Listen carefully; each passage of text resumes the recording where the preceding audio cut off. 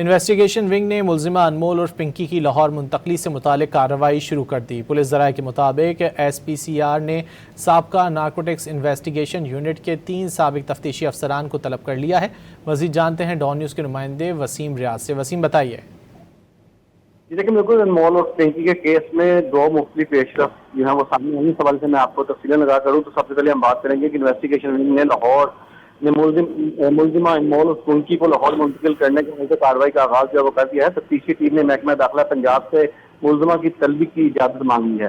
انمول پنکی لاہور میں درج 5 مقدمات میں پولیس کو مطلوب ہے۔ 5 مقدمات کی تفتیش انمول اور پنکی سے متعلق جو ہے وہ ملتوی تیار کی گئی تھی۔ اب ملزمہ کو تحویل میں لے کر تمام مقدمات کی تفتیش جو ہے وہ کی جائے گی۔ ملزمہ کو کراچی سے لاہور لانے کے لیے دستاویزات مکمل کیے جا رہے ہیں اور ملزمہ انمول پنکی کے خلاف 8 سال سے 5 مقدمات جو ہے وہ درج کیے گئے ہیں جن پر تفتیش جو ہے وہ کرنی ہے۔